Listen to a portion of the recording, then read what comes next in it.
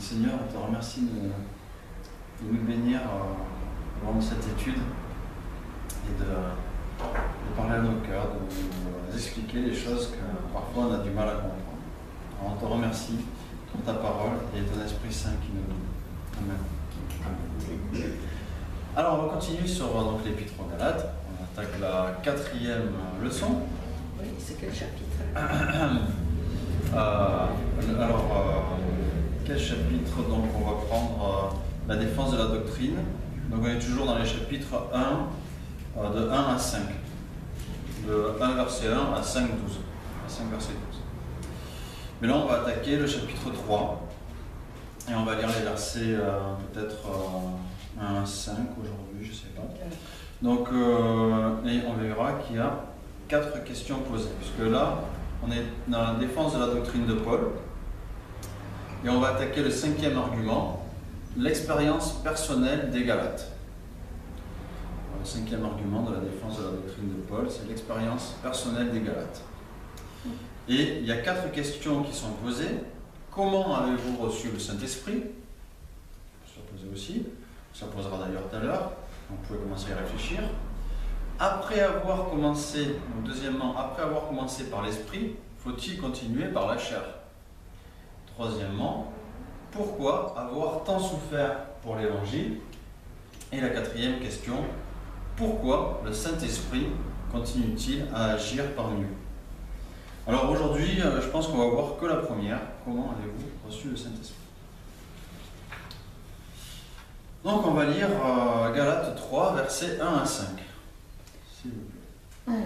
Alors, ô Galates insensés, qui vous a ensorcelé? Pourtant, vous avez eu devant les yeux la claire présentation de la mort de Jésus-Christ sur la croix. Je désire que vous répondiez à cette seule question. Avez-vous reçu l'Esprit de Dieu parce que vous avez accompli ce que la loi ordonne, ou parce que vous avez entendu et cru la bonne nouvelle? Comment pouvez-vous être aussi insensés?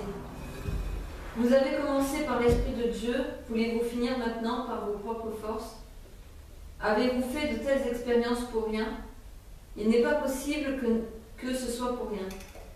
Quand Dieu vous accorde son esprit et réalise des miracles parmi vous, le fait-il parce que vous accomplissez ce que la loi ordonne, ou parce que vous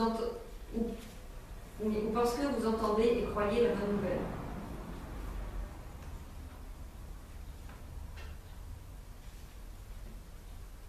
D'accord.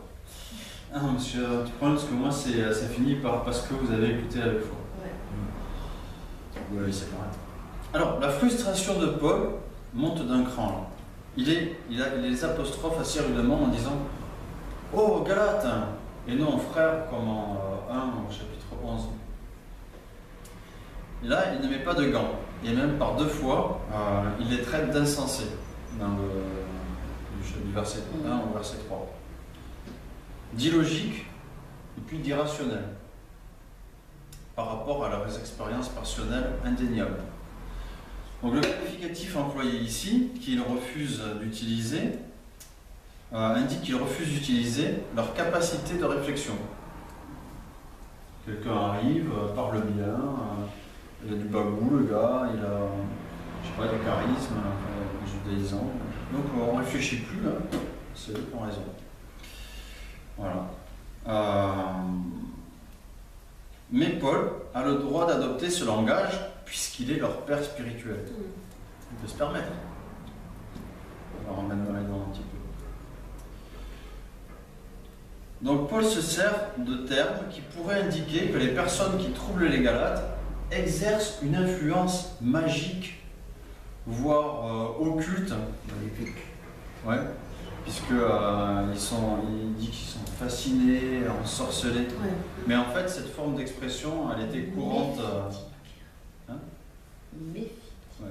Mais en fait, non, c'est pas ça qu'il veut dire. Parce qu'en fait, cette forme d'expression, elle était courante à l'époque pour décrire un adversaire.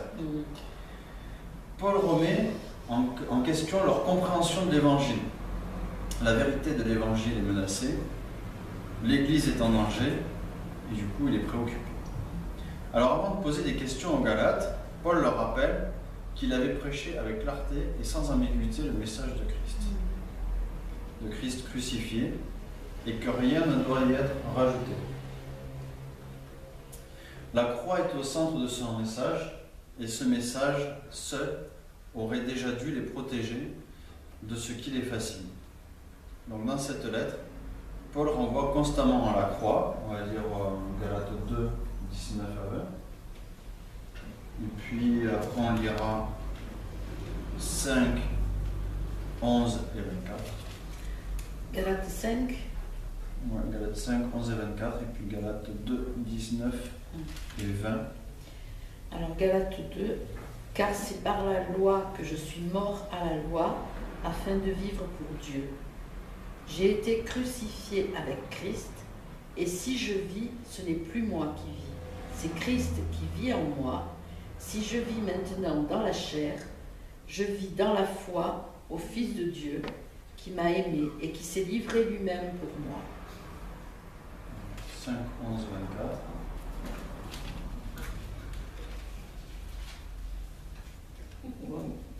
Bon, je commence et puis tu prends la suite. 5, 11 et puis verset 24. Ah, d'accord. On va pas lire jusqu'à la fin. Parce que j'ai aimé. Le 11 et le 24. Alors, pour moi, frère, si je prêche encore la circoncision, pourquoi suis-je encore persécuté? Le scandale de la croix a donc disparu. Et puis le 24. Et le 24. Ceux qui sont à Jésus-Christ ont crucifié la chair avec ses passions et ses désirs. Voilà, et puis on va lire le 6, 12.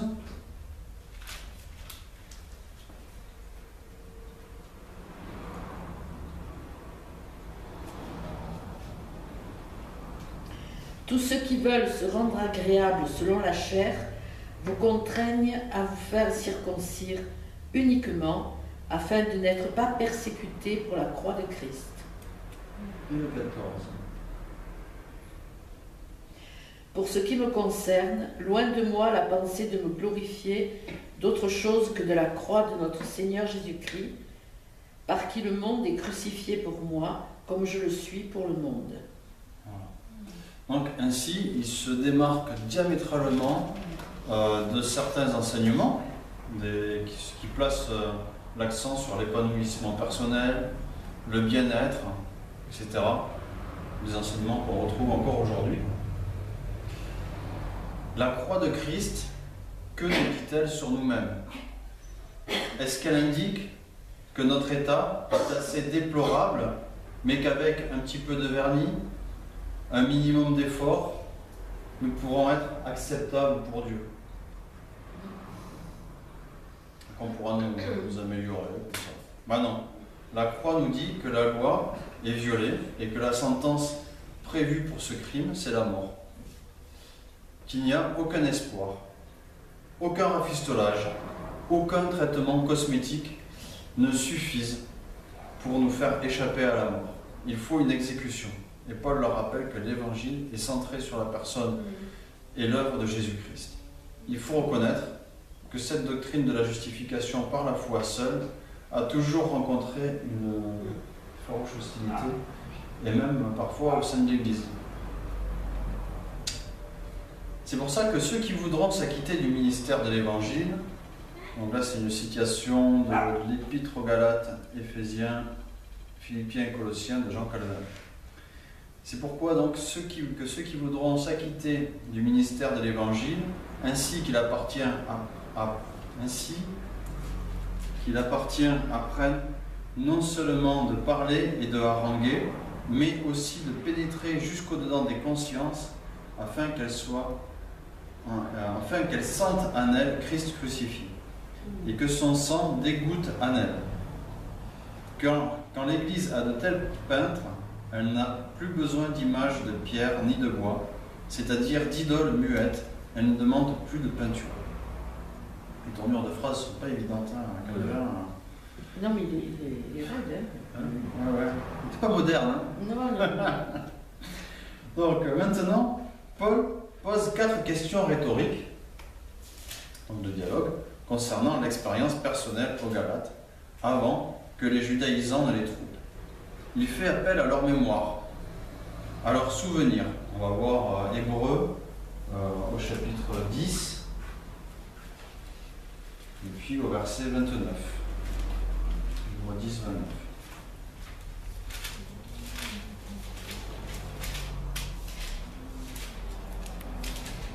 Qu'en sera-t-il alors de celui qui méprise le Fils de Dieu? Considère... Qu'en sera-t-il alors de celui qui méprise le Fils de Dieu? Considère comme une chose sans valeur le sang de l'alliance de Dieu par lequel il a été purifié, et ensuite l'Esprit de la grâce. Vous pouvez bien penser à quel point la punition qu'il mérite sera pire.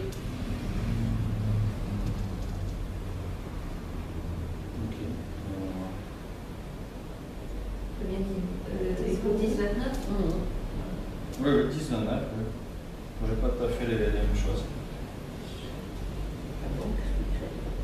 Moi j'ai lu de quel pire châtiment pensez-vous que sera jugé digne celui qui aura foulé au fil c'est la même, enfin, c'est différent. Oui, c'est différemment dit. Mais c'est la même chose. Voilà, c'est la même chose, hein. Oui, bien sûr, hein. Ça ne parle pas d'autre chose. Voilà. Donc, souvenez-vous, il les oblige à réfléchir théologiquement.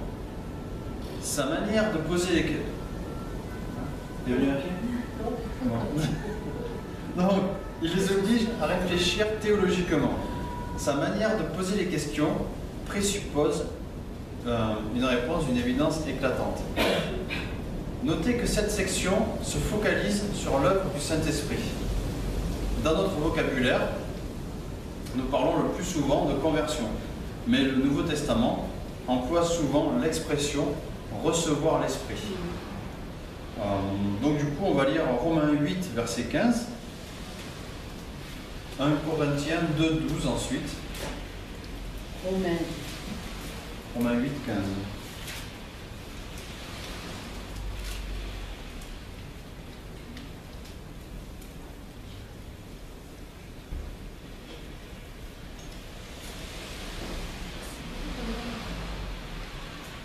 Car l'esprit que vous avez reçu n'est pas un esprit qui vous rende esclave et vous remplisse à nouveau de peur, mais c'est l'Esprit Saint qui fait de vous des fils de Dieu et qui nous permet de crier à Dieu, mon Père.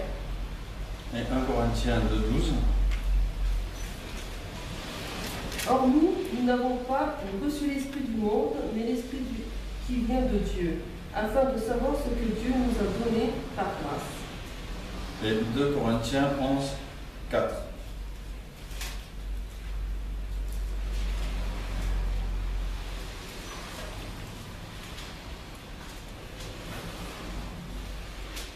Car si le premier venu vous prêche un autre Jésus que celui que vous avez prêché, ou si vous recevez un autre esprit que celui que vous avez reçu, ou un autre évangile que celui que vous avez accueilli, vous le supporterez fort bien. D'accord. Donc Paul utilise ici pour parler de sa conversion. Et c'est vrai que nous souvent on dit tiens, je suis converti à ce moment-là. Et puis des fois on ne comprend pas toujours que c'est au moment de la conversion qu'on reçoit l'Esprit Saint. C'est au moment de la conversion qu'on reçoit l'Esprit Saint. À partir du moment où on croit en Jésus, on a l'Esprit, on est baptisé de l'Esprit Saint. Oui, enfin, les démons le savent aussi.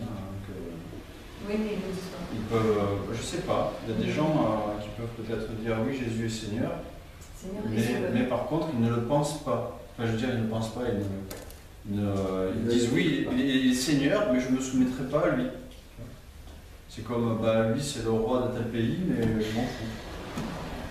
Mais voilà, des fois on dit, on pourrait être tenté de croire qu'il y a des chrétiens qui n'ont pas reçu l'Esprit Saint, ils ne peuvent pas être chrétiens s'ils n'ont pas reçu l'Esprit Saint, c'est pas possible.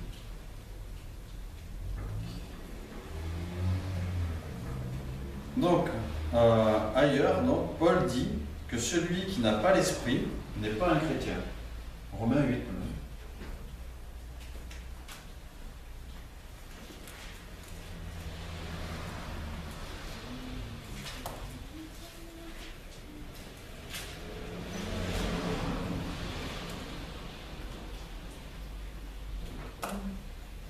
Romains 8, verset 9. Mais vous ne vivez pas selon votre propre nature. Vous vivez selon l'Esprit Saint, puisque l'Esprit de Dieu habite en vous. Celui qui n'a pas l'esprit du Christ ne lui appartient pas. Et en même temps, on avait vu dans un message que celui qui a l'esprit du Christ, donc, il lui appartient. Et à un moment, Jésus il avait dit, celui qui est, enfin, si on n'a pas d'amour pour les frères, on ne lui appartient pas. Mais en fait, donc, tout ça, ça veut dire que, si voilà, il dit, à ceux-ci on reconnaîtra mes disciples, à ceux qui ont de l'amour les uns pour les autres. Et tous ces versets, ça indique que bon, celui qui lui appartient, qui est son disciple, il a toutes ces conditions. Donc ça veut dire que là aussi, le disciple, c'est aussi celui qui a reçu l'Esprit Saint et qui croit en Jésus. C'est pas un gars qui fait telle ou telle chose différente des autres. Il n'y a pas un chrétien qui est disciple, un chrétien qui n'est pas disciple. Tous les chrétiens sont disciples. Après, il y en a qui ont compris certaines choses et d'autres qui ne les ont pas compris. C'est juste ça. Il n'y a pas deux sortes de chrétiens différents. Donc toutefois, cette œuvre de l'Esprit est liée à la prédication. Alors, ça c'est le chapitre 2, verset 5. Peut-être de Romains ou de Galates.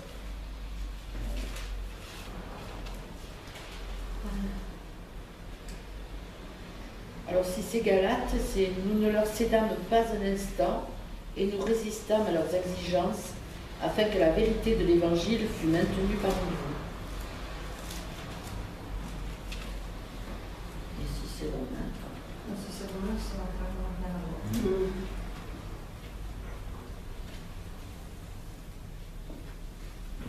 Non, ça n'a pas rien à voir. Jésus-Christ, notre Seigneur, c'est par lui que nous avons reçu la grâce et l'apostolat pour ramener à son nom l'obéissance de la foi à toutes les nations. Et par quel moyen? Par la prédication.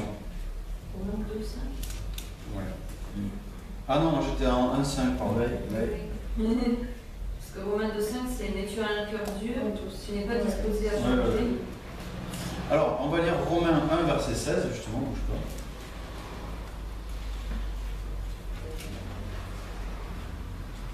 C'est sans crainte que j'annonce la bonne nouvelle. Elle est, en effet, la force dont Dieu se sert pour sauver tous ceux qui croient, les Juifs d'abord, mais aussi ceux qui ne sont pas Juifs.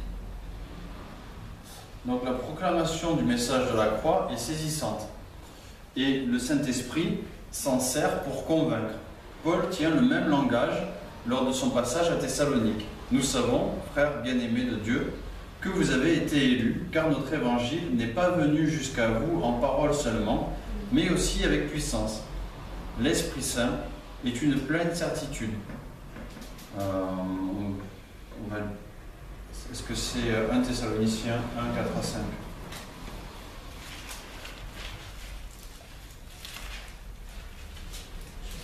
Oui, c'est ça, c'est 1 Thessaloniciens 1, 4 à 5. On vient de lire. Bref, la réception du Saint-Esprit et la justification sont inséparables. C'est bon ça? Dès qu'on croit en Jésus, on a entendu la prédication, on croit en Jésus, on a reçu le Saint-Esprit, on est justifié. Paf, terminé. Après, il y a la sanctification. La sanctification ne vient pas avant la justification. La justification produit la sanctification. Abordons donc chacune de ces questions. Comment avez-vous reçu le Saint-Esprit? Vous en rappelez? Progressivement. Hein? oui, c'est Progressivement. T'as pas cru tout de suite? En insensible, parce que j'avais 5 ans. Donc, Ouais.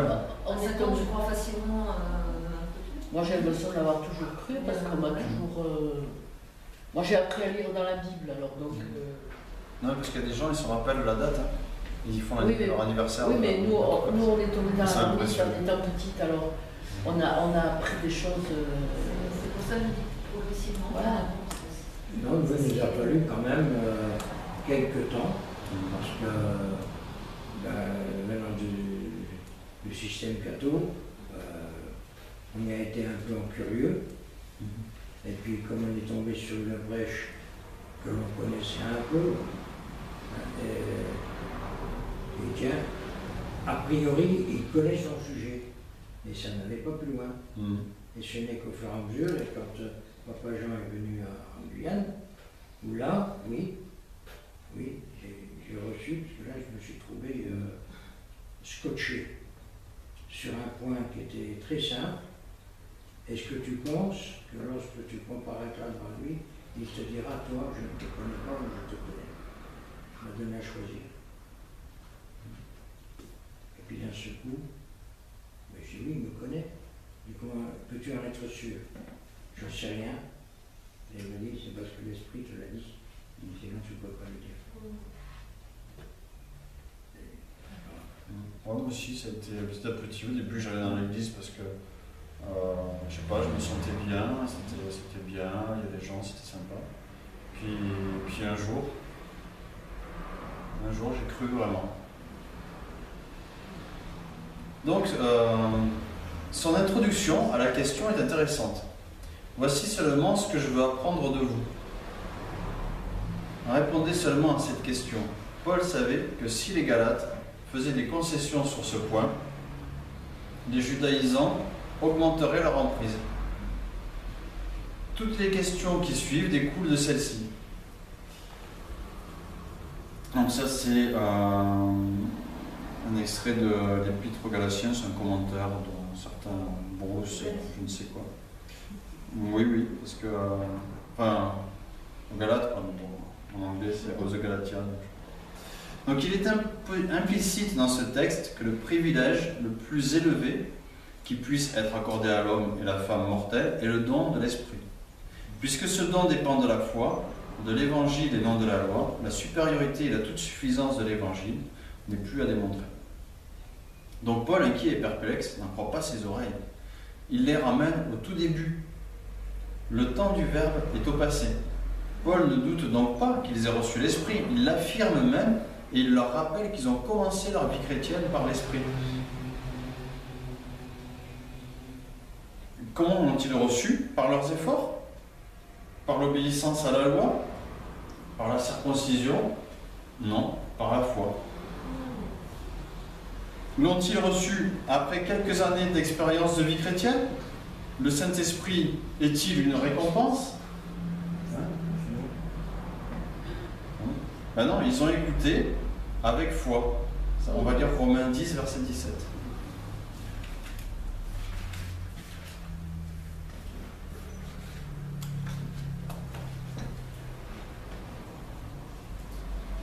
Ainsi la foi vient de ce qu'on entend, et ce qu'on entend vient de la parole de Dieu, de Christ, du Christ. C'est pareil. Notre expérience de chrétien est la même. À partir du moment où nous avons cru en Christ, nous l'avons reçu comme consolateur. Celui qui convainc de péché et qui nous enseigne la parole et nous conduit dans toute la vérité. Deuxièmement, après avoir commencé par l'esprit, faut-il continuer par la chair? Alors le piège est de taille. La tentation de dresser une barrière... Vous avez un commentaire? Non. Pardon. Tant pis. Non, je disais oui. D'accord. Donc la tentation est de dresser une barrière entre la justification et la sanctification. Pire encore, de fonder la justification sur la sanctification.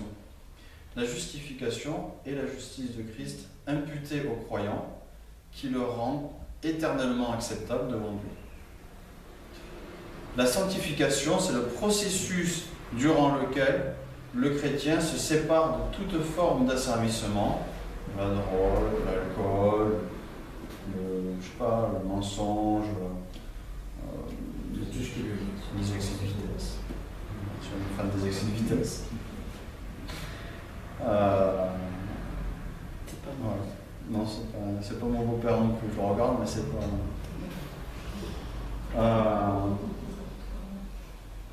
Ce fut. Alors, donc, voilà, il se sépare de toute forme d'asservissement au péché en revêtant Christ. Mais c'est petit à petit. Et, de toute façon, même quand on meurt, on n'est pas encore. Donc certes, lors de la conversion, l'homme est libéré de la condamnation du péché, mais aussi de l'esclavage du péché. C'est la justification. Désormais, par l'Esprit, Dieu donne le vouloir et le faire pour mettre le salut en pratique. C'est la sanctification et tout ça pour plaire à Dieu. Parce qu'on veut lui plaire. De toute façon, on lui plaît. Mais comment on veut lui plaire, comment on veut lui plaire plus? c'est normal. Paul utilise deux expressions contrastées pour se faire comprendre. Commencer et compléter. Et l'esprit et la chair. Veillons à ne pas tenir le raisonnement suivant. Jésus-Christ, par la régénération de son Saint-Esprit, nous sauve. Mais pour achever, perfectionner ce salut, il faut l'effort de la chair. Dans cette épître, la chair peut signifier la circoncision. Non, c'est n'importe quoi. Prenons garde à ne pas tenir le raisonnement suivant. Faut pas tenir garde. Attention. Donc, on va lire 6, verset 13. Galates 6, verset 13.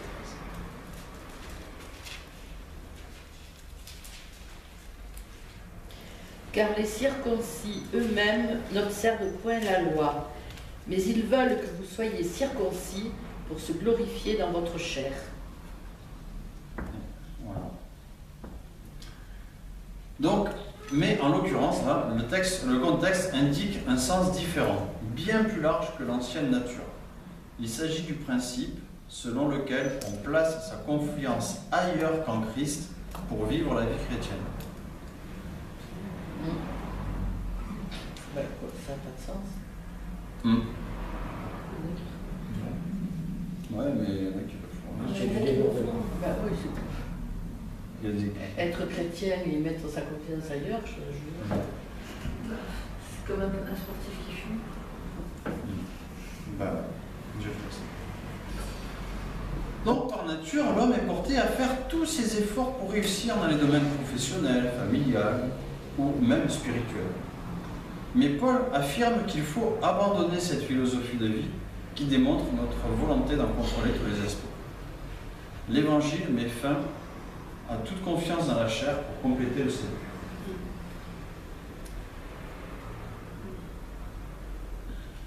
Je ne sais plus où je l'étais. Je dois être par là en fait. Voilà. Oui. Donc, revoir la croix et Christ crucifié doit saisir le cœur à tel point que nous abandonnons tout effort personnel dans le processus du salut. Alors, illustration. La jalousie ou l'amertume indique un manque de quelque chose pour être complet. Obtenir la chose revient à dire que la jalousie ou l'amertume disparaîtront car la chose désirée est un sauveur de substitution. Mais c'est faux. Non, je veux dire, c'est faux. La jalousie et l'amertume ne disparaissent pas si tu obtiens l'objet. C'est vrai. C'est... En général, voilà, il y a toujours... Il reste toujours quelque chose. Voilà, il reste toujours un résidu. J'aurais Je me pu sens en- bien quand les gens sont... Parce que maintenant que je l'ai, ah oui, mais je l'ai, mais lui, il a mieux. Il Oui, a mieux, lui, il a ou il a mieux. eu avant, ou il reste toujours... tu l'entends dans les discours des gens, et... Puis moi, c'est d'occasion, lui, c'est neuf.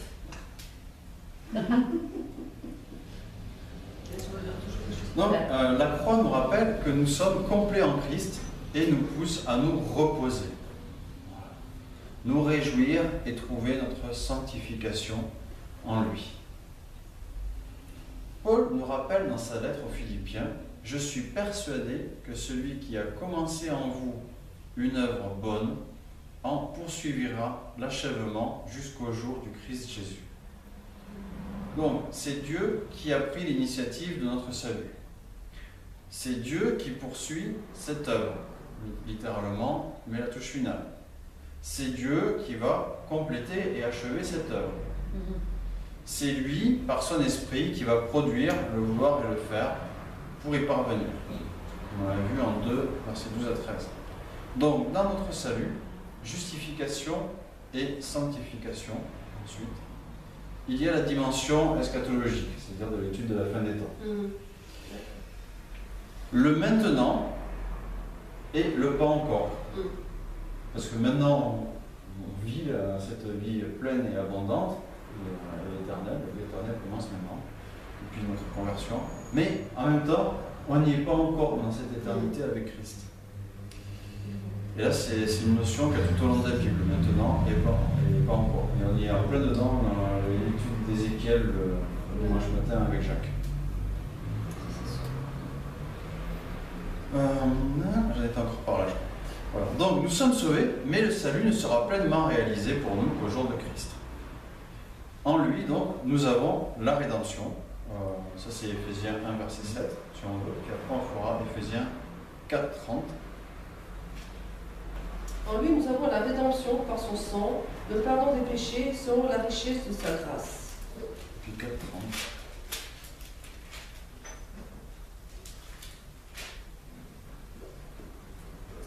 N'attristez pas le Saint-Esprit de Dieu. L'Esprit est en effet la marque de Dieu appliquée sur vous. Il est la garantie que le jour viendra où Dieu vous délivrera complètement du mal.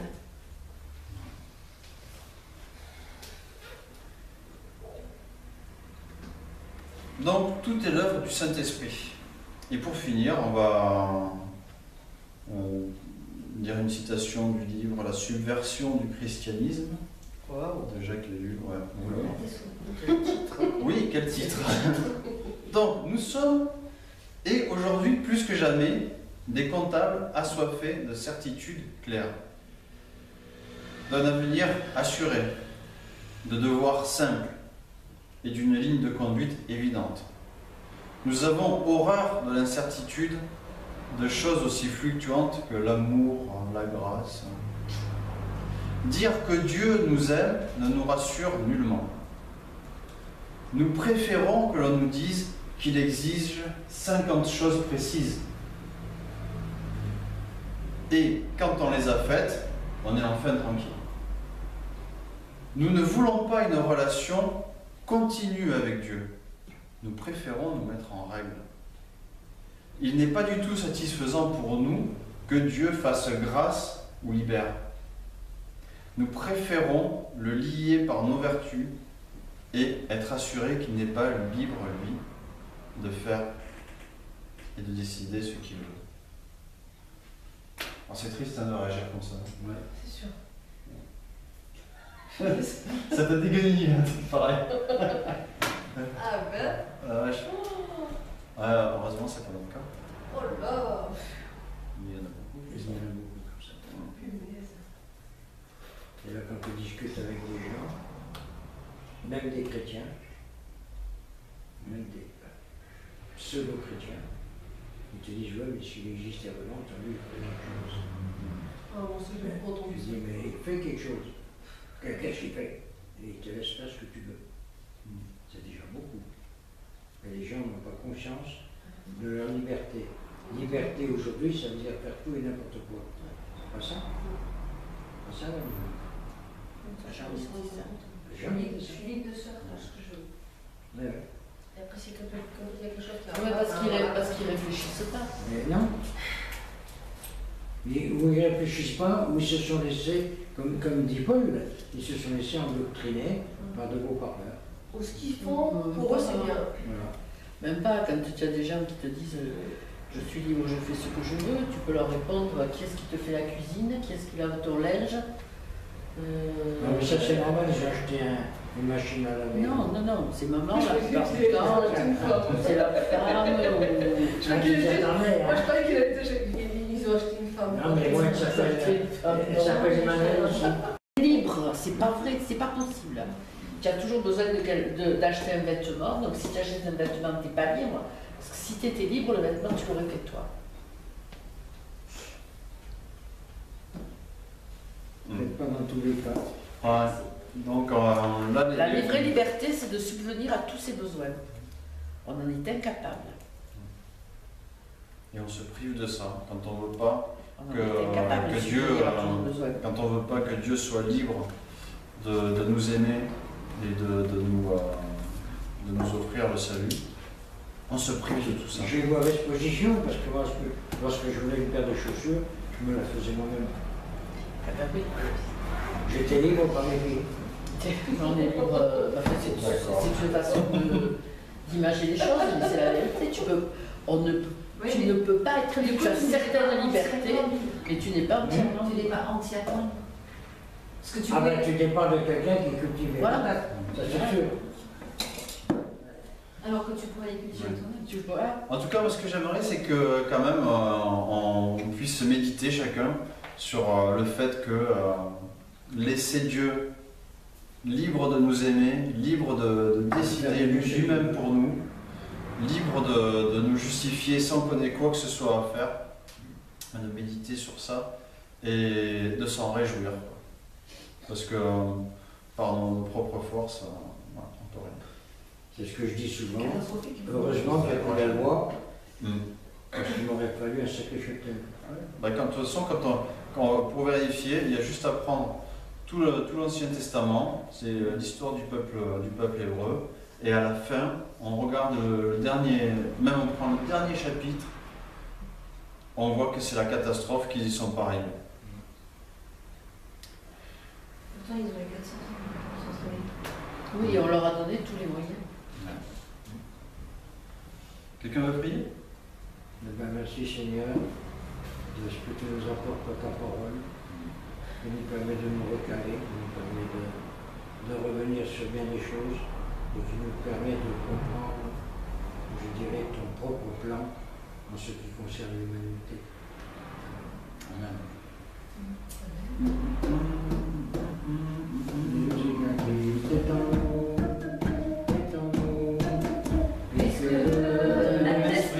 Ressuscite à Christ est en nous, puisque le même esprit qui ressuscite à Christ est en nous, oui, est en nous, il nous rend fort, vainqueur de la mort, puisqu'il vit dans nos corps, il nous rend fort, vainqueur de la mort, puisqu'il vit dans nos corps.